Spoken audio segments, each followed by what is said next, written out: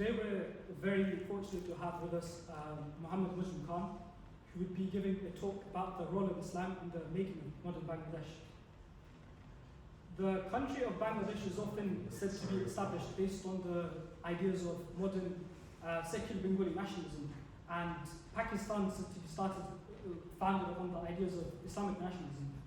Both of these are a very oversimplification of history, a history that goes centuries even before the independence achieved in 1971. Bangladesh can be said to have gained independence twice. Firstly in 1947 from the British, and in 1971 from Pakistan. And in both of these instances, there was a huge role that Islamic movements, thinkers, and leaders played in the path to freedom. But this is an often overlooked role in history. To enlighten us on this often forgotten part of history, we have today Mojlum Khan.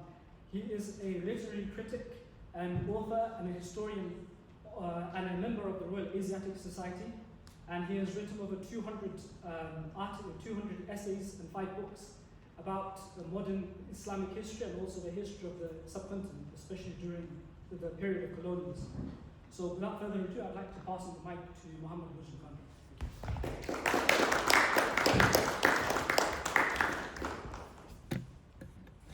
Good evening, everybody. Assalamu alaikum. It's a great pleasure to be here. I was here last year, and I'd like to think I'm back here by popular demand. How's that? Yeah. Well, thank you so much for the invitation to join you this evening. Right. Okay.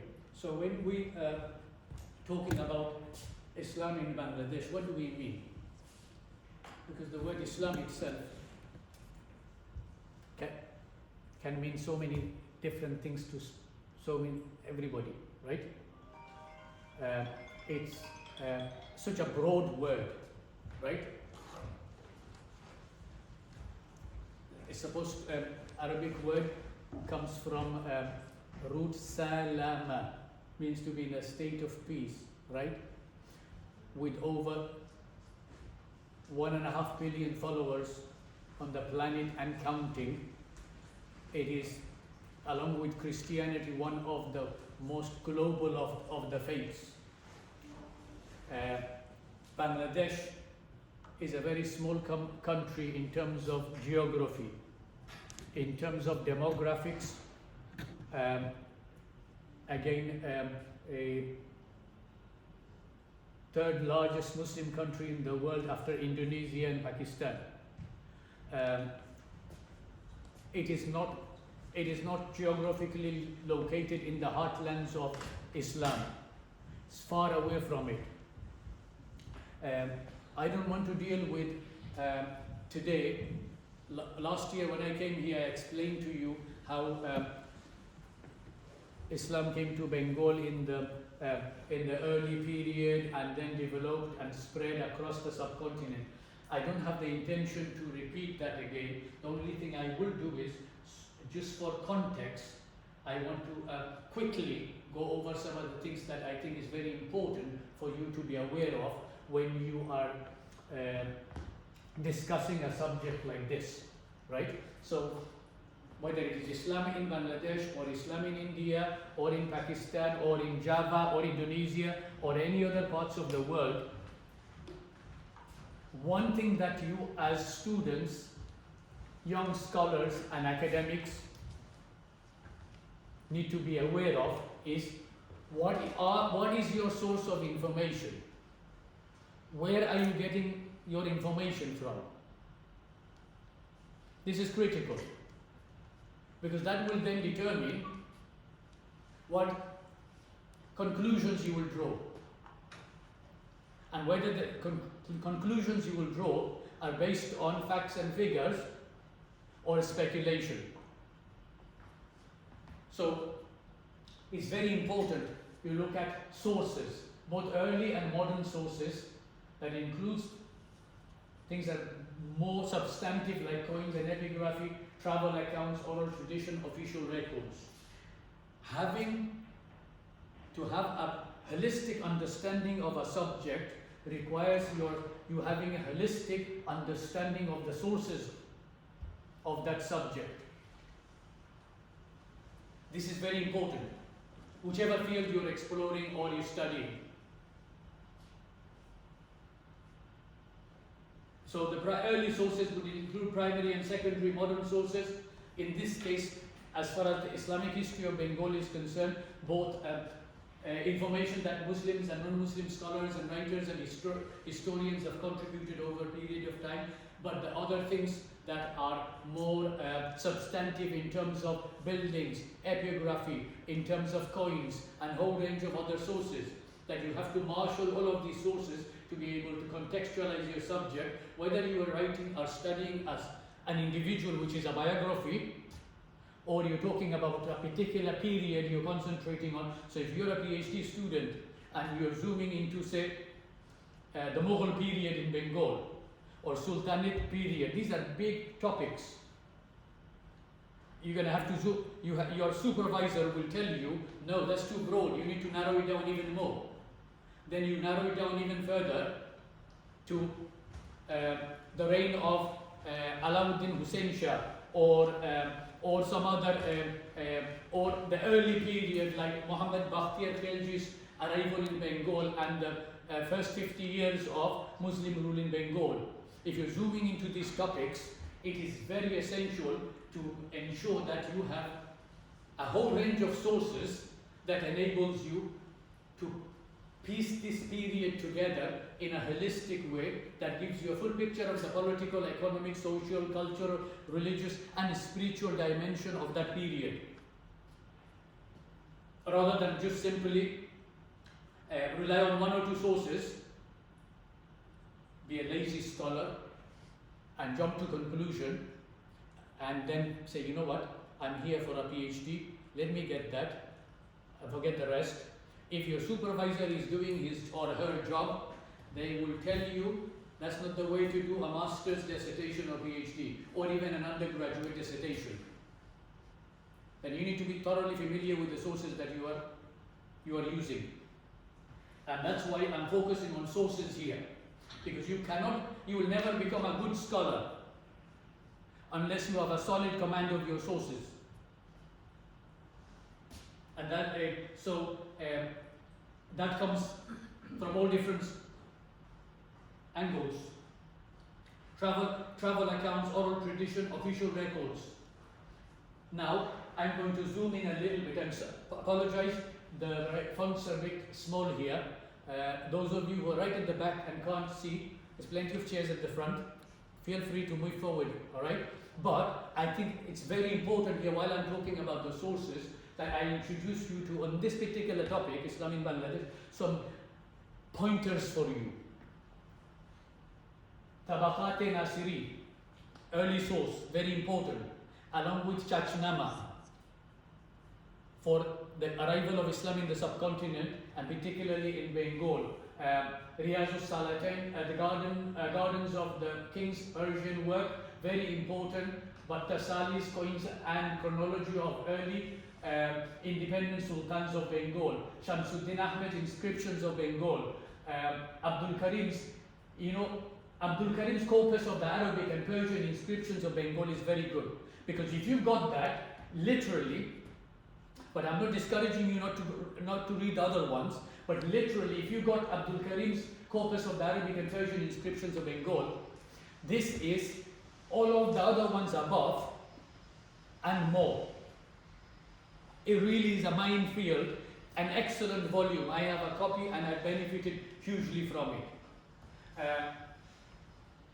Dani is also equally good, but focuses more on archaeology, architecture in Bengal.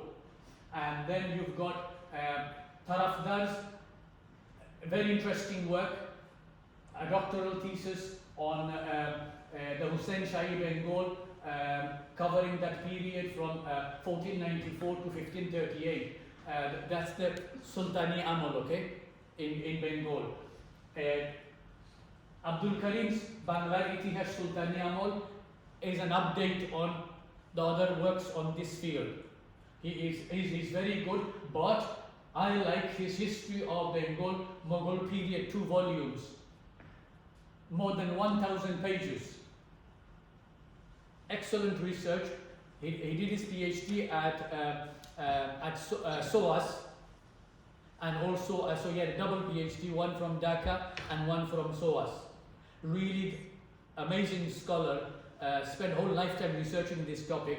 So if you're going to be researching Islamic history of Bangladesh, you need to familiarize yourself with Abdul Karim, really a major figure in the in this field.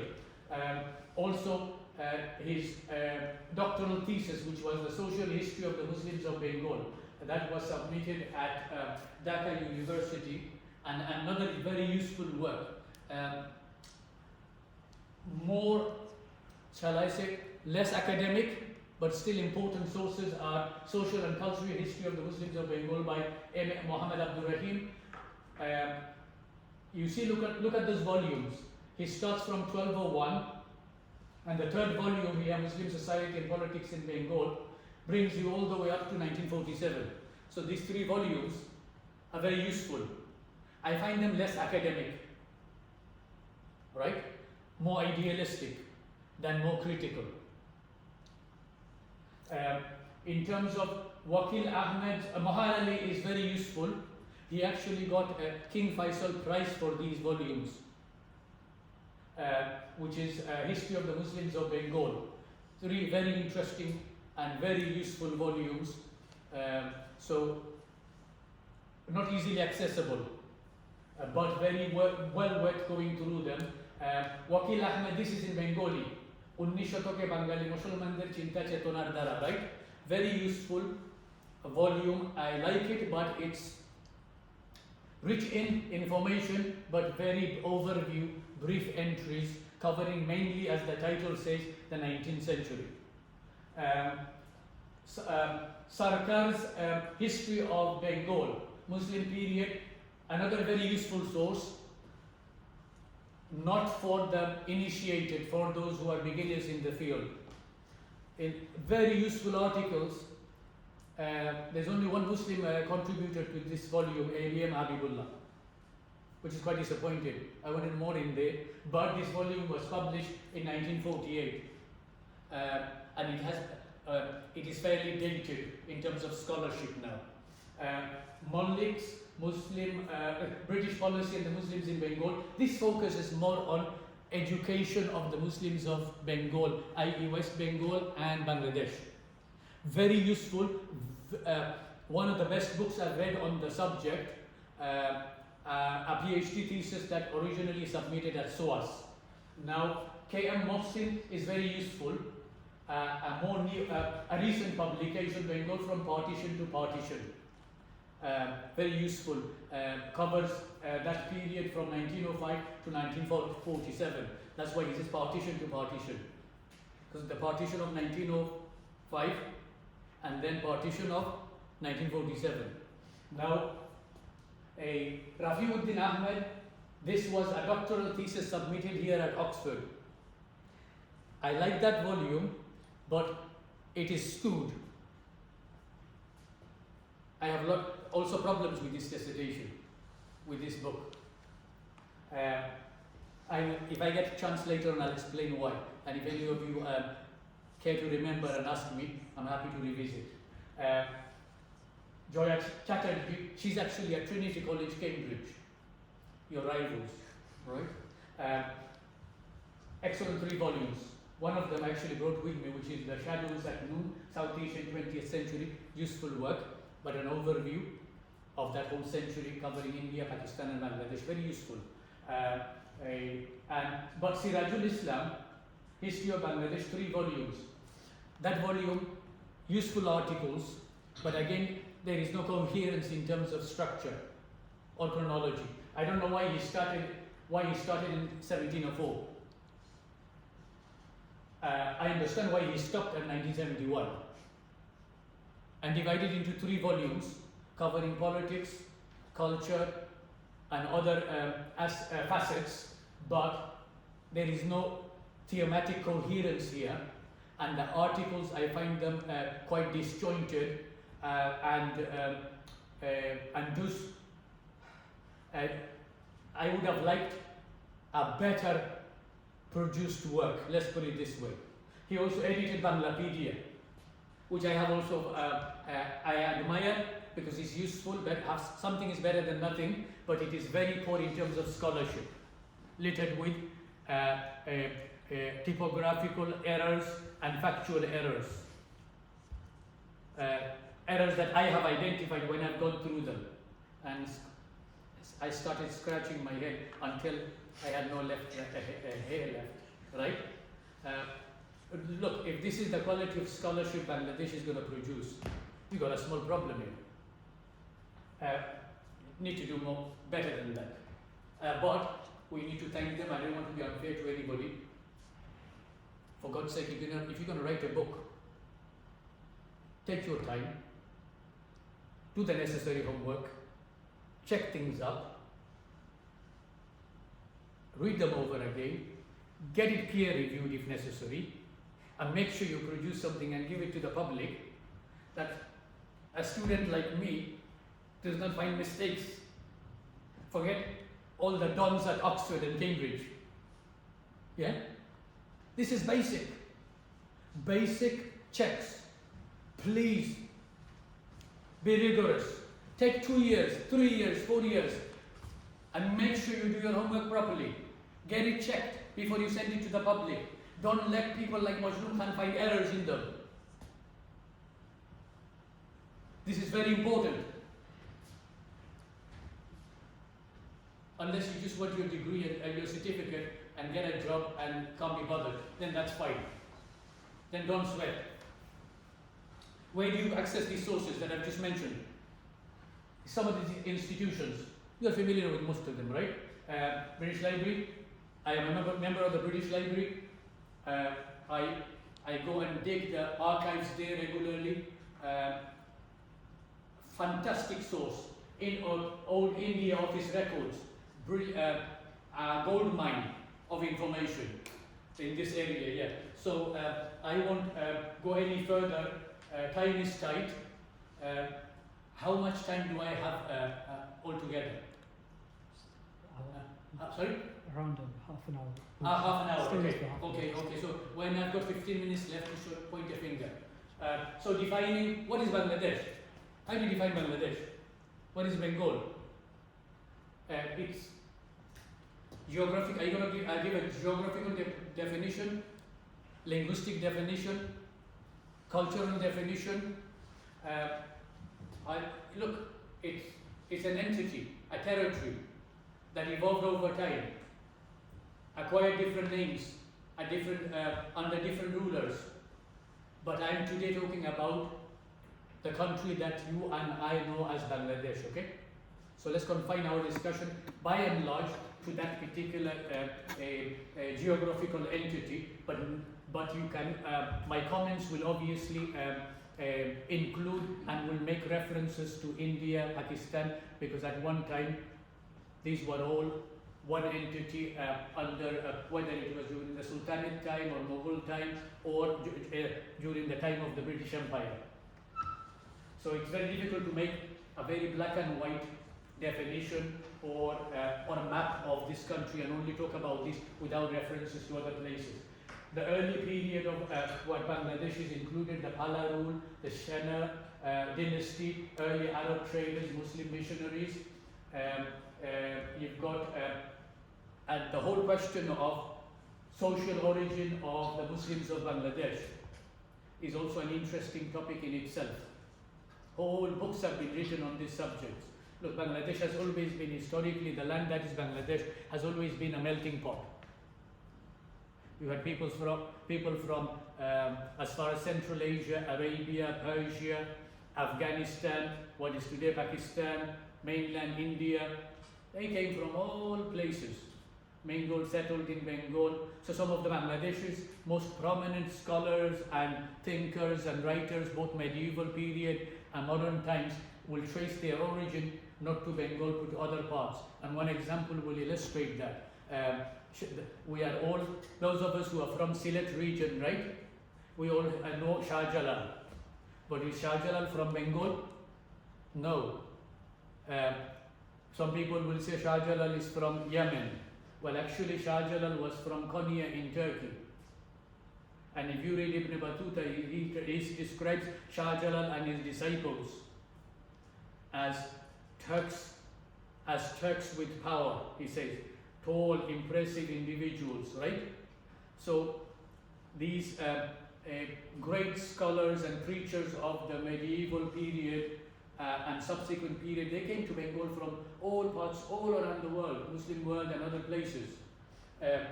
That's what constitutes who the people of Bangladesh are, including native converts and others. Now, I am zooming through classification of time here, formative period of Islam in Bangladesh. I'm talking here political Islam, okay? Muhammad bin Bakhtiar Khilji's arrival in Bengal, and then covering the early period up to 1282, then the Sultanate period from 1282 to the arrival of the Mughals in 1576, independent Nawabs of Bengal, right? So Siraj-ud-Dawla and his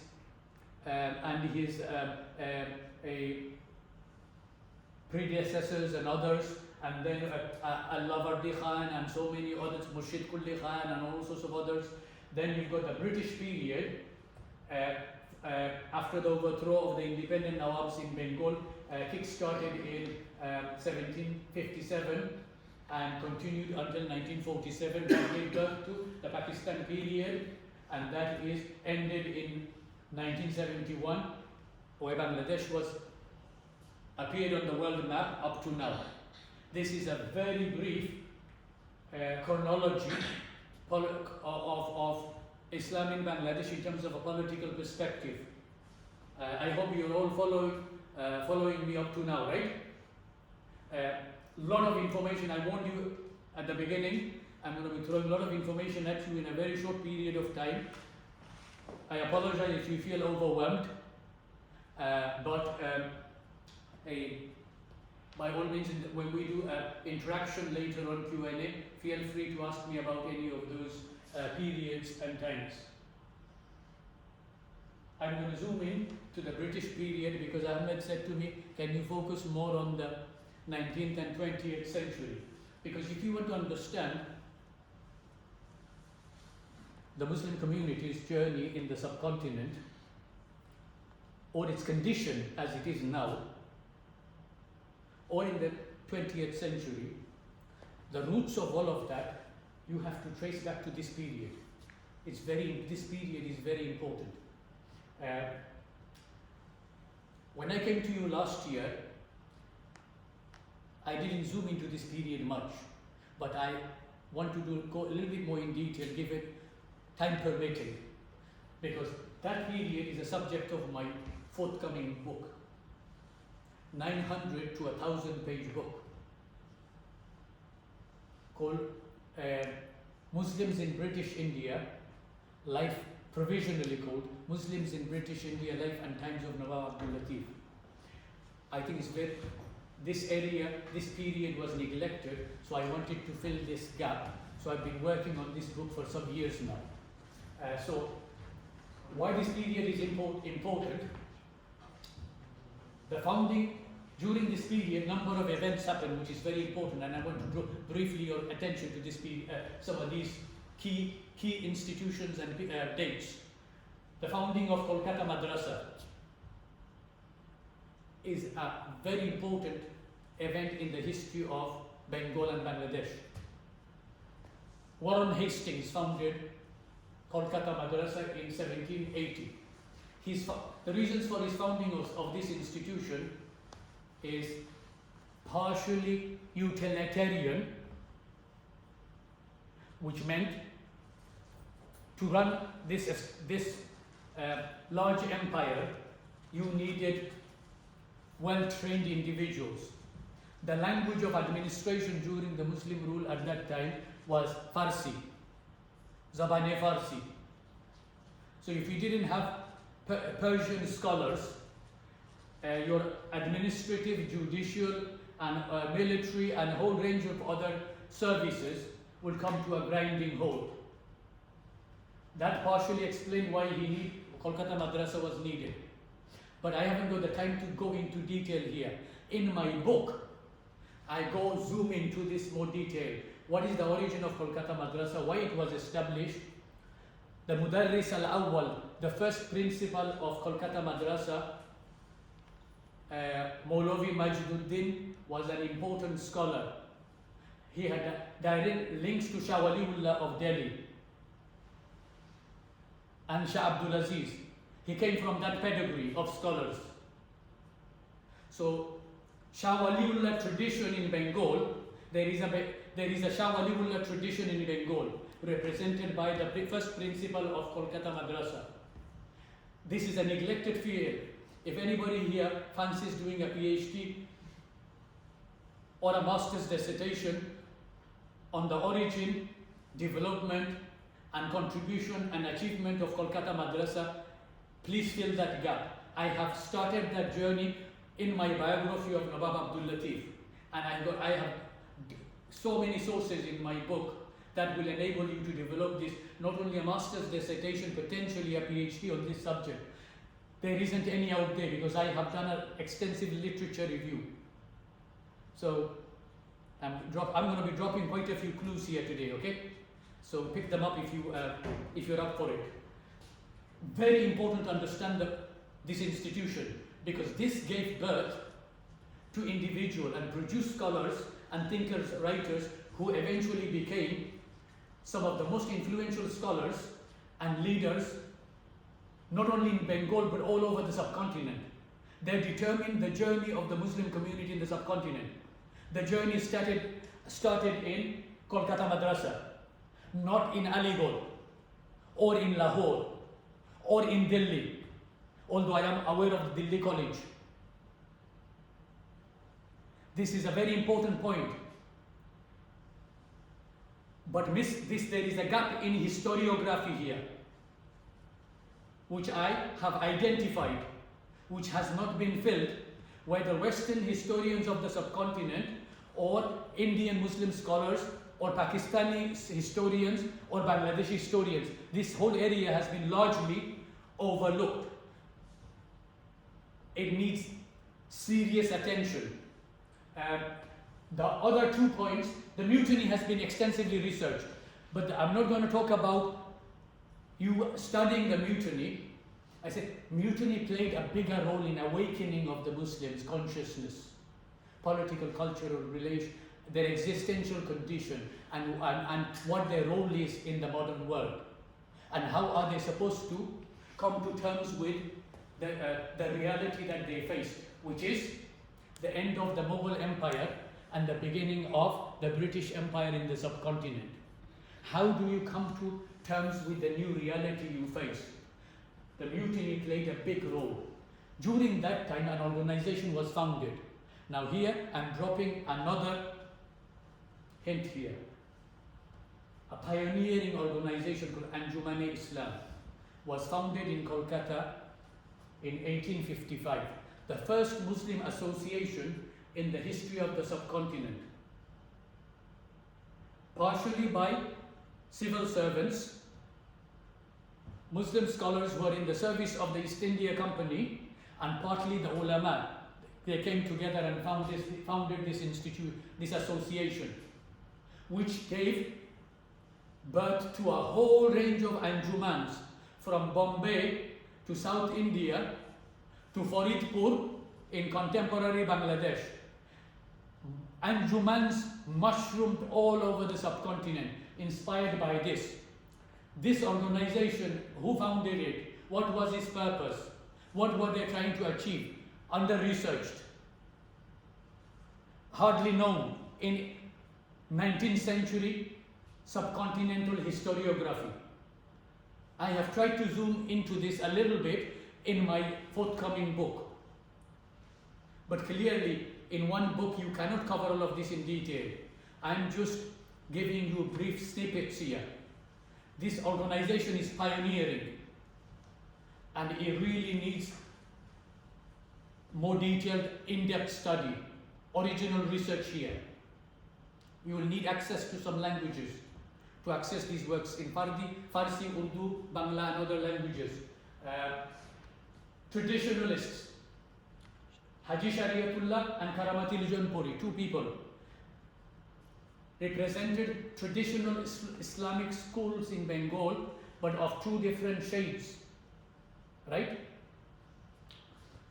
I haven't got the time to go in more detail, so I'm going to, but if you want to read about both of them, in this book here, my earlier work on the Muslim heritage of Bengal, I have 2 chapters on these 2 great scholars.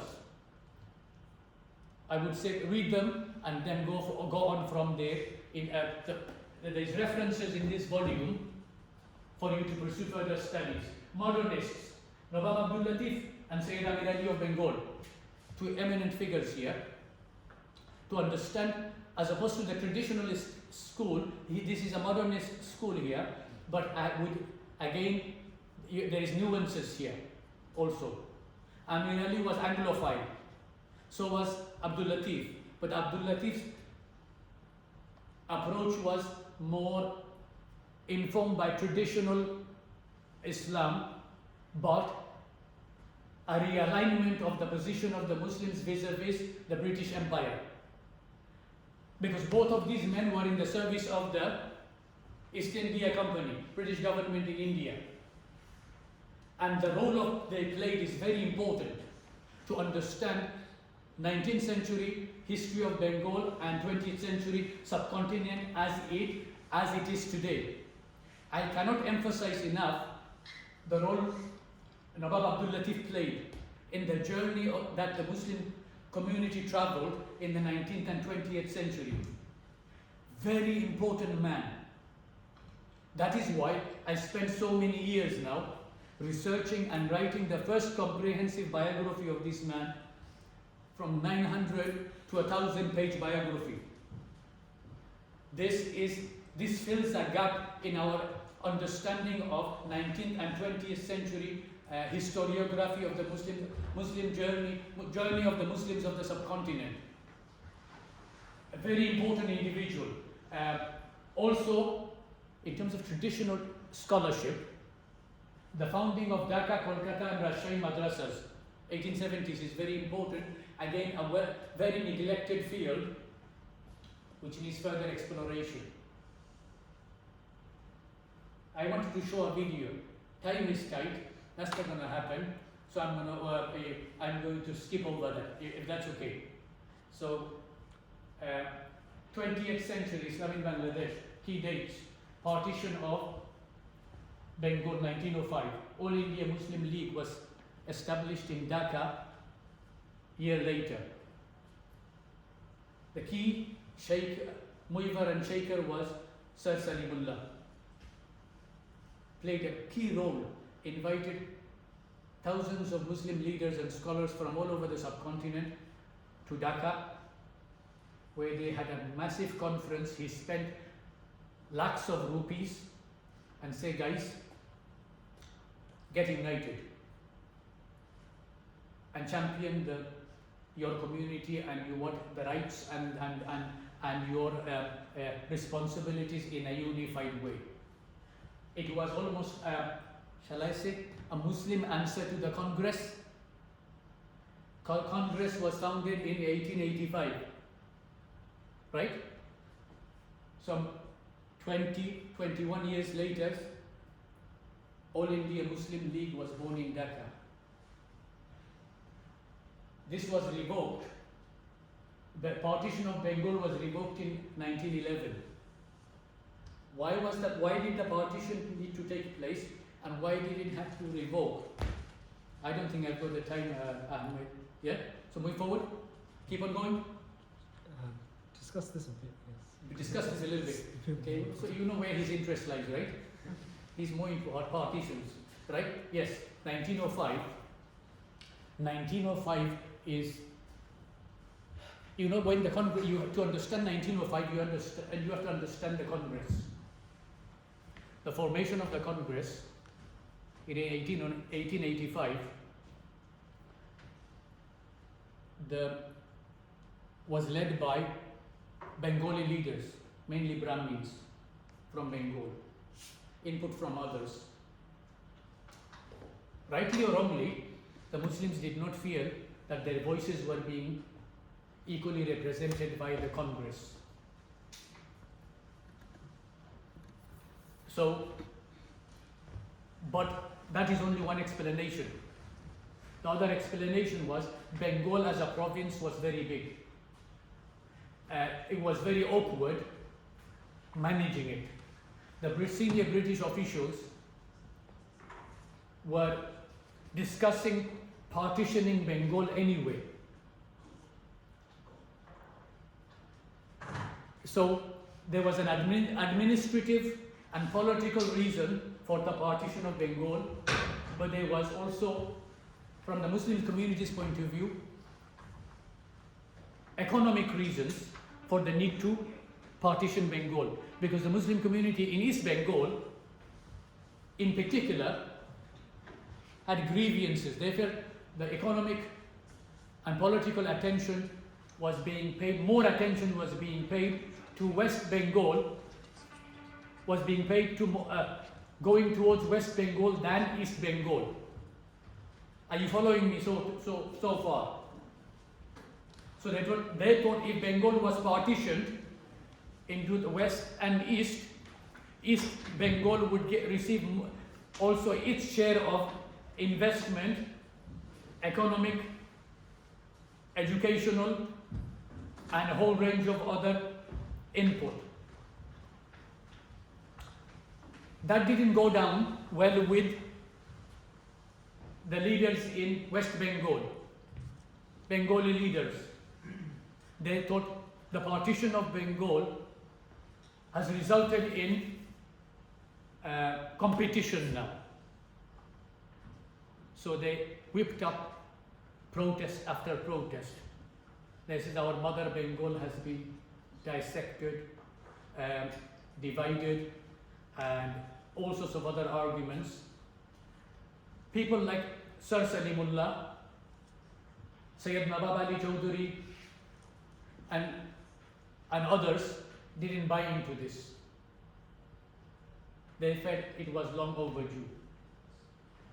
But the British officials were trying to do a balancing act here. The political pressure and lobbying from all the way from London to all over the Kolkata and other parts of the subcontinent was intense. Eventually, the partition was revoked in 1911. Make a note, mental note, that was the year also when the capital of British India. Up to now, where is capital of British India? Anybody can tell me? Huh? No. Kolkata. Right? Going back to the time of Robert Clive, Kolkata was the headquarters of the East India Company then, continued all along. That was the center of gravity. And everything was being done all over the subcontinent from Kolkata. All the main decision making was taking place here. The government house was there. The Viceroy and the Governor General was based in Kolkata. The Lieutenant Governor was of Bengal. His office was in Kolkata. The Commander-in-Chief was based in Kolkata. All of these main decision makers were all Kolkata. Now, then the period confrontation to consultation, I would call 20th century. This is where the Muslim community was very upset. Revocation. And they started lobbying again. Hence some historians call that period from 1912 to 1924 confrontation to consultation. And then the period after that, consultation to confrontation. You see how it reversed during these 2 years? Very interesting periods. I haven't got the time to go into detail, but in terms of the next period from 1937 to 46, partition of India when we decided enough is enough. We're going to quit the subcontinent. And here I'm talking as if you are all British, right? And out of the partition of 1947 was born two countries, Pakistan and independent state of India. In terms of Bangladesh, the language movement, very important dates here. As soon as Pakistan was born, Pakistan had two wings, remember? East and the West. The language movement in East Pakistan had two phases during that period, from 1947 to 1952. Then Pakistan itself was partitioned. As a result, Bangladesh was born in 1971. The journey of Islam in Bangladesh during this period is a very fascinating topic. It's a fascinating topic and need more time. If I was going to go into this, there's some key players who played key roles during this period, right?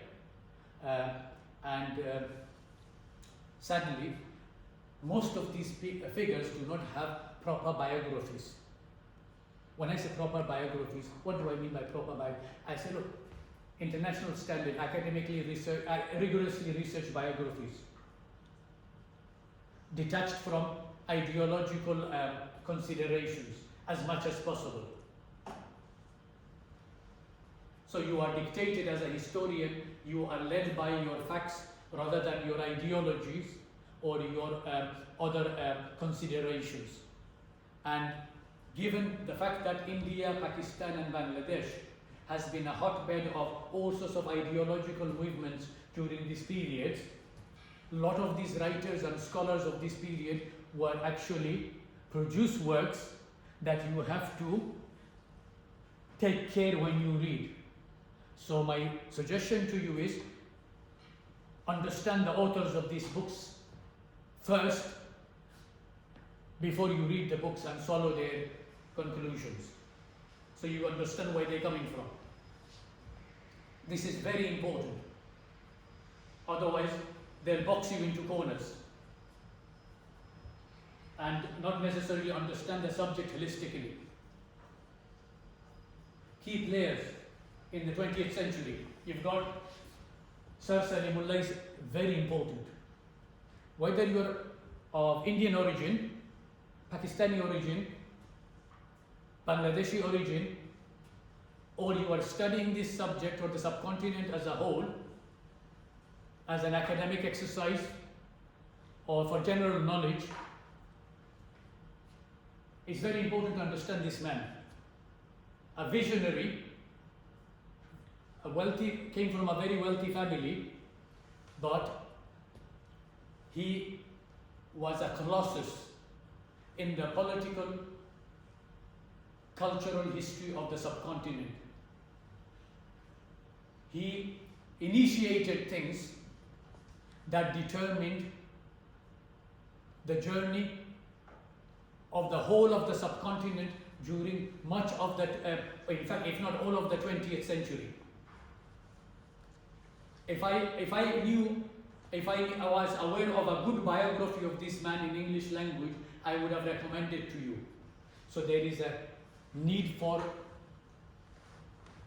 we need to fill a gap here on the life and contribution of this man. There is a gap in our historiography in this area. Then you've got the Muslim Institute in Kolkata. Not many people know about this. Very interesting institution and played a very pivotal role. A lot of their publications appeared in the English language, particularly the Journal of the Muslim Institute,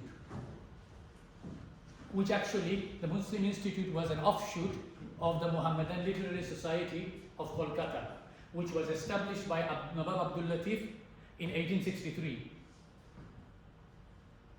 I cover the history of these two institutions in some detail in my biography of Abdul Latif.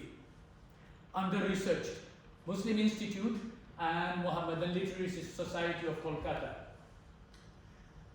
Insofar as Bangladesh is concerned, to understand the history of Bangladesh as it is today, if you do not understand the life and contribution of Salimullah, the Muslim Institute, Maulana Akram Khan, Fazlul Haq, the Shorawardis of Bengal, you will never make sense of 1971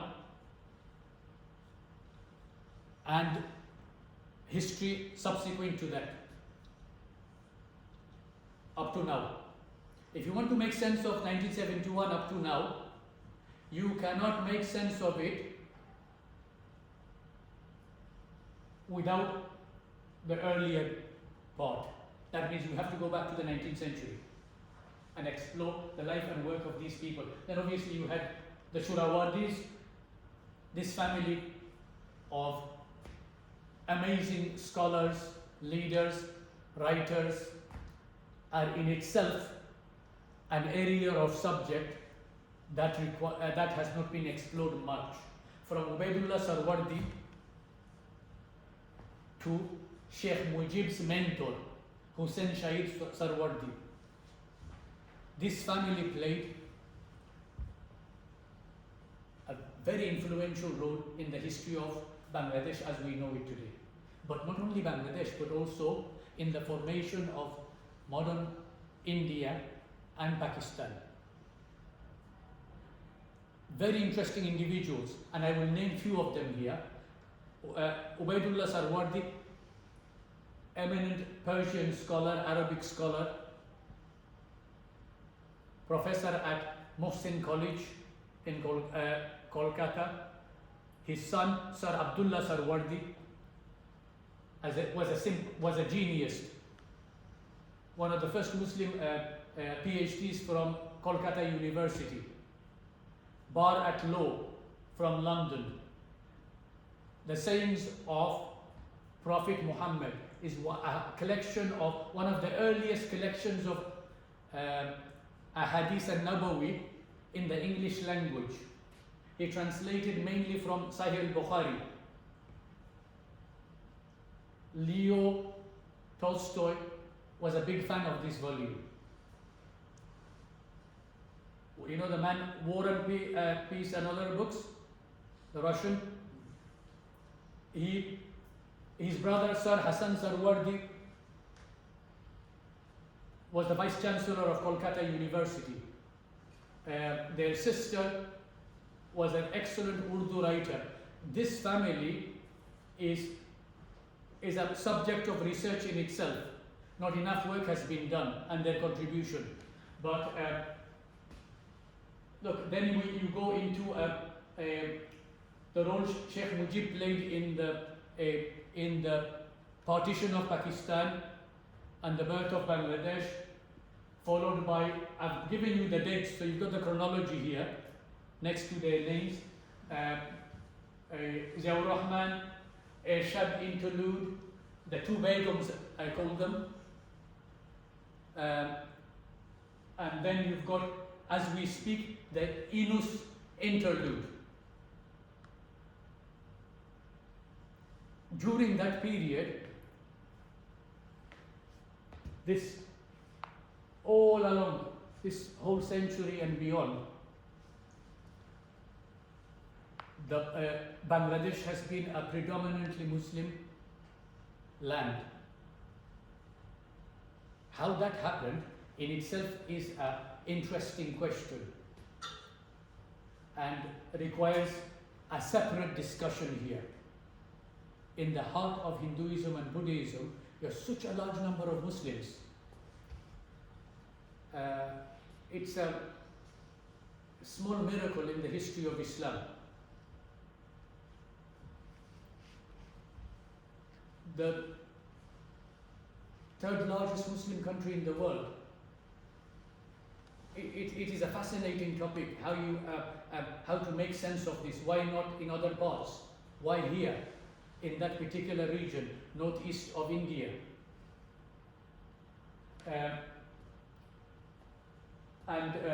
Concluding here on this key players term, you see each one of these individuals had their ups and downs. Some emphasize this element more, others that element. None of them could get away from the fact that East Bengal, which is the province of Eastern Bengal and Assam, which subsequently became, in 1947, part of Pakistan, and then 1971 Bangladesh, was in many ways a very interesting country. It historically has been a melting pot. It remains a melting pot to this day. The Bengali mind has always been very creative, but very tolerant and inclusive. Influx of political ideologies, whether it is nationalism that was born in Europe and entered the subcontinent, and other isms, when they spread to other parts of the world, led to Bengali language-based nationalism, or Muslim nationalism with Islamic color, or even Hindu nationalism. The problem started politically and culturally when these nationalisms were born and boxing people into their own corners. I'm happy to come back to this topic later on when we have Q&A. I had another video which I'm not going to show you. All I want to do is, how are we doing time-wise? I think he's not here, is it? So what we'll do is, I'll conclude here, first part of this presentation, and saying, look, this is a very rich and diverse history. Naturally, there is a diversity of interpretation. Depends on whose book you're reading and which angle they're coming from. And then you've got, if you are not critical scholars, if you do not approach this subject critically, and if you are not aware of your sources and have good command of the languages in which the works in this field is produced, you are going to end up boxing yourselves into corners. So be mindful that you do not rush to judgment without exploring this subject holistically. For young generation here in the Western world, look, you've got a great legacy here to explore and make sense of. But that requires patience, hard work, and resources. Unfortunately, the academic institutions that we have in this country, as we speak, they are all experiencing a squeeze on their budgets, right? And the casualty are usually the social sciences and history departments. And the pandemic had a role in this, which means more attention is paid to the STEM subjects. But you cannot make sense of the STEM subjects without the social sciences and the history. So it is important to continue to engage in the social sciences and history and related subjects, particularly languages, if we're going to continue to produce quality works of international standard scholarship, not only subcontinental history, but in other fields.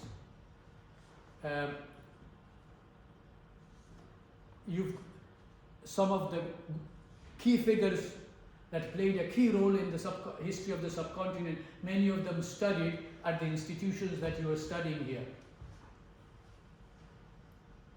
Jinnah's successor, Liaquat Ali Khan in Pakistan, was a graduate of Exeter College.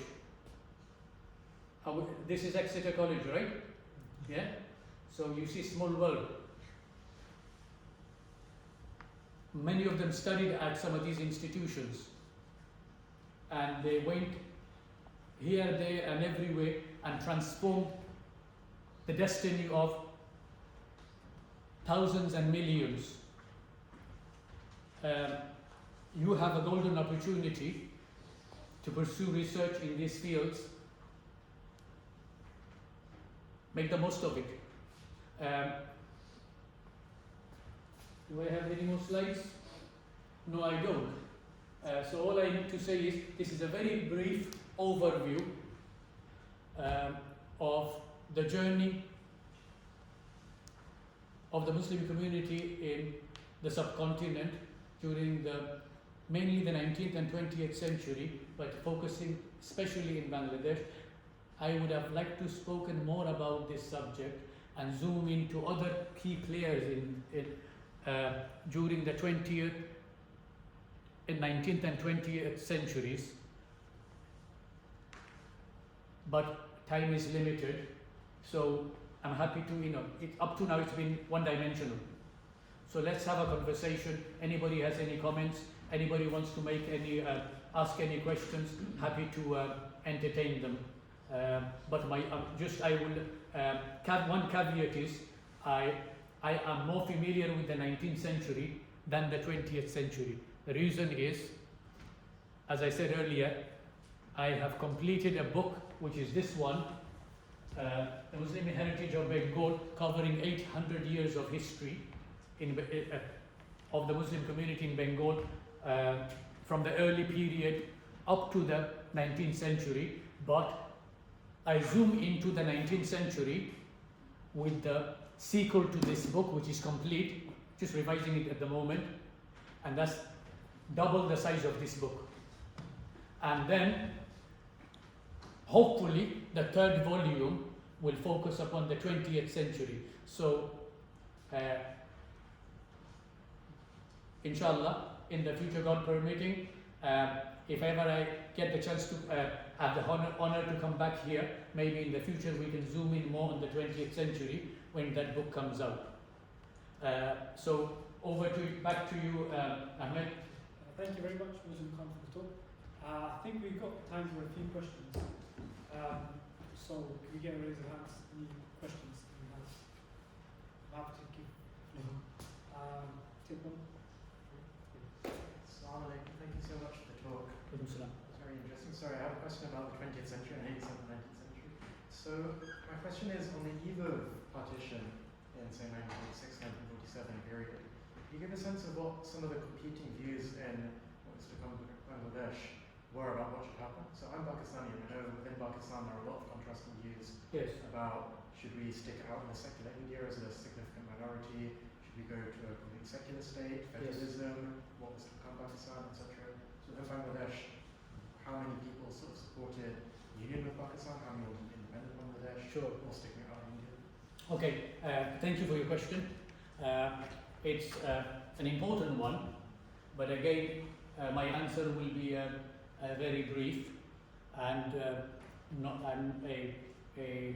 this requires a lot of time, reflection and thinking, because 1947, like all the other dates I've shown you, didn't happen in a vacuum.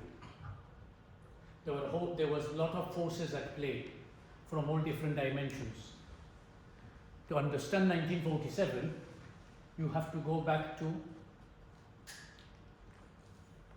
earlier period, 1857, the mutiny, the reaction to the mutiny, the founding of the Congress in 1885.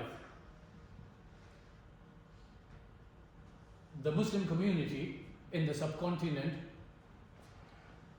were a minority,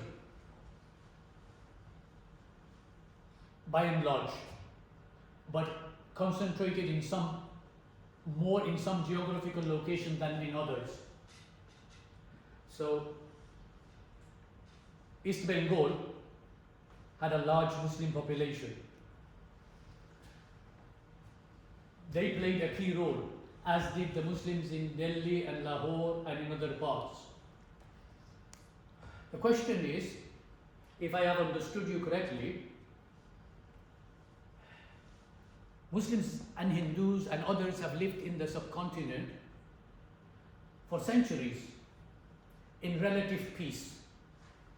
And I'm choosing my words very carefully. When I say relative peace, I don't want to give you an idealistic interpretation here that everything was hunky-dory and there was no problems. There were problems, there was challenges, there was difficulties, right? But generally speaking, they got on, right? If you went into the villages in Bangladesh, even up to this day, you see the Hindu families and Muslim families are getting on very well, completely oblivious of the politics, right?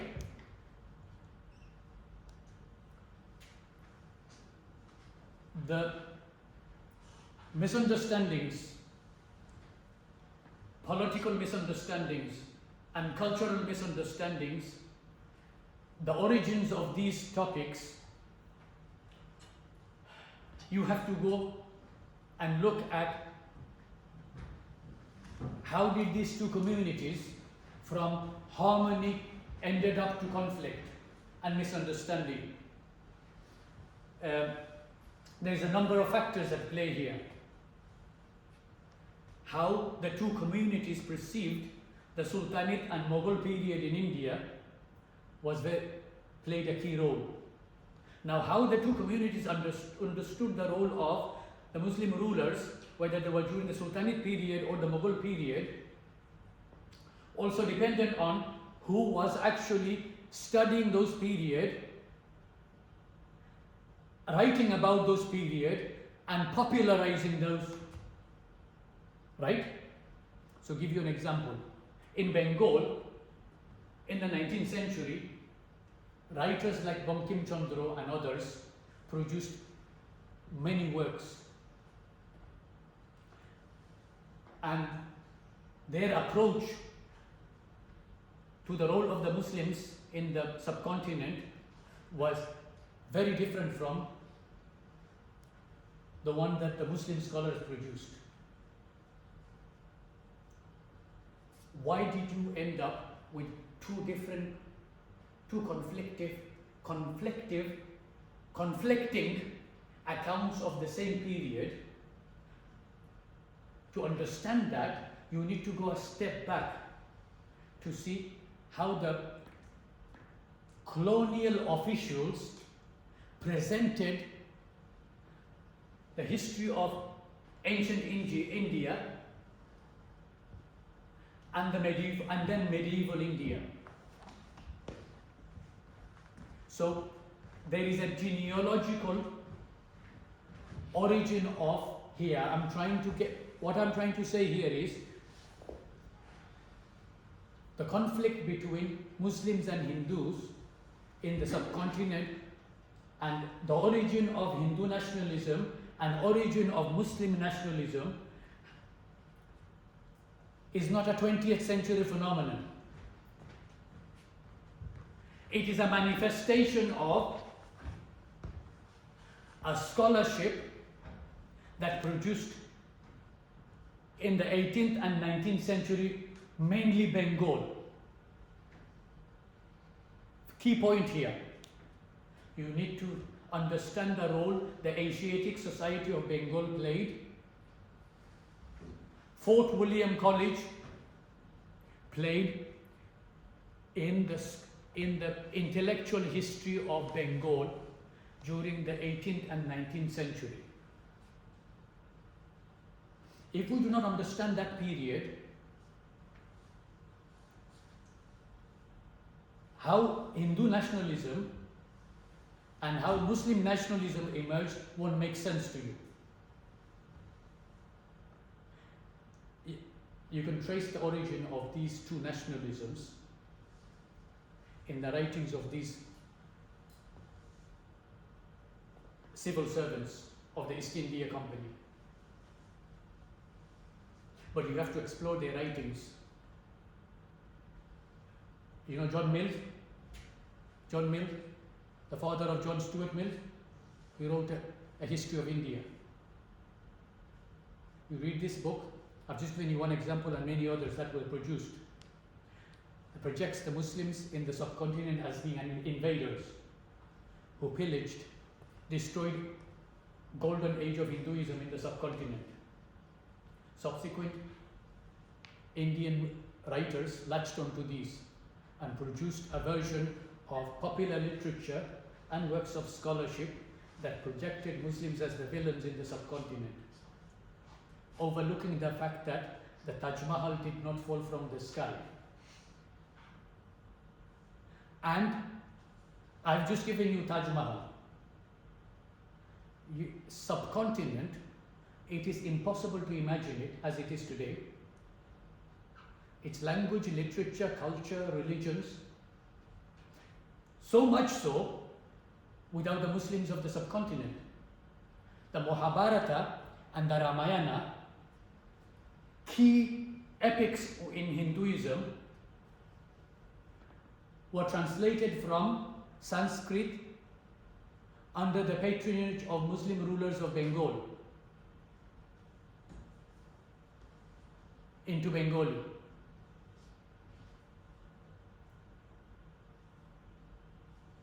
What I'm trying to get at here is that nationalists, whether in this camp or that camp, they don't want to meet in the middle and understand the nuances, the overlaps.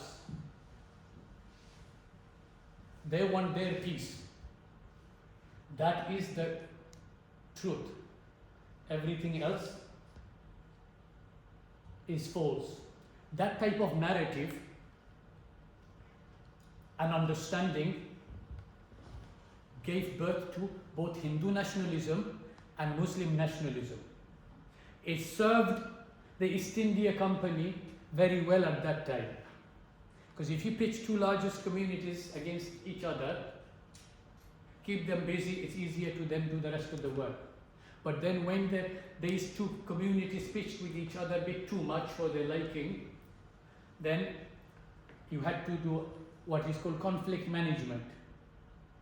And all these events that I explained earlier, dates and so on, one after another had to happen to retain a level of peace and tranquility. That's one side of the story. The other side of the story is when these writers like Bankim Chandra and your Majumdars and Tagores and others produced an idealistic history of Hinduism that in reality did not exist in history. It was idealistic because most of their works were, by and large, non-fiction. Key words and terms in modern Hindu nationalism did not originate in Delhi or Karachi. They come from Bengal, from Bande Mataram to everything else. Hindutva, everything. All of them have their origin in Bengal, 19th century Bengal. Go and trace them. I've done it. Now, on the other hand, Muslim nationalists went complete opposite direction. And they became nostalgic. The lost glories of the Sultanate period, the Mughal period, etc., and longing for a so-called Islamic paradise. Only if it was that simple and easy. These both versions were idealistic but not rooted in facts and figures and certainly reality, completely detached from reality of the subcontinental environment. That's why India is struggling with its minority today. Pakistan is essentially a military state, and Bangladesh, since its birth, has been unstable. There is underlying issues here that has not been resolved And that's where I'm saying there is a need for a more engagement, quality scholarship, more, shall I say, interaction by the leaders and scholars in these three countries to make sense, rather than boxing themselves into corners and think they have the own truth and the only truth and no other. I know you come up from your chair and you want to stop me, so I'm going to stop there, even if my answer appears slightly incomplete. Yeah? Try to take one more question. Sure. We have some people at the back. We don't want to get covered. Sure. If there's any more questions, if anyone wants to ask. Or comments? I just want to say, were the Safawardis of Bengal related to the Safawardi Tariqa? Sorry? Were the Safawardis of Bengal related to the Safawardi Tariqa? Because the Sarwardis or Surawardis, this is a place. It's a place in Suraward is a place, right? Name of a place. Their ancestor originated those places, but Bengalis and subcontinent as a whole have a, shall I say, a social habit. When I say social habit, I mean I had to be very careful when I write about subcontinent, and especially its key and influential figures. Many of them trace their origins either to Persia or in Arabia. And if it's Arabia, it's usually to the Prophet, peace be upon him, or one of his companions, right? So I'll give you an example. In the case of Nawab Abdul Latif, his ancestors apparently his ancestry goes all the way back to Khalid bin Walid, right? So I tried to trace all the way back, and I ended up with a lot of chronological gaps. And I concluded this is not definitively proven. Because if you're a historian, you have to be led by your facts and figures, not speculation. I know we've got a lot of historians in the modern historians, contemporary historians in this country, in America and other parts of the world, who are, in my opinion, not historians. They're more ideologues. They use history for their own purpose. Be careful. Don't let people turn history into political football and then invent clash of civilizations when they don't exist except in their imagination. Are you following me so far? Very important. Don't swallow them and their works uncritically. Subject them to critical review. So which means in my forthcoming book, The Muslims in British India, I have a go at historians who are Indian, Pakistani, Bangladeshi, British, European, Canadian, American, all of them. I reviewed their works and I'm saying, well, this one's good, this one's better than that one, but I do so with facts and figures and reference and page numbers. So that you, the readers, don't come back to me and say, you're making this up, Mojlum Khan, what's going on here?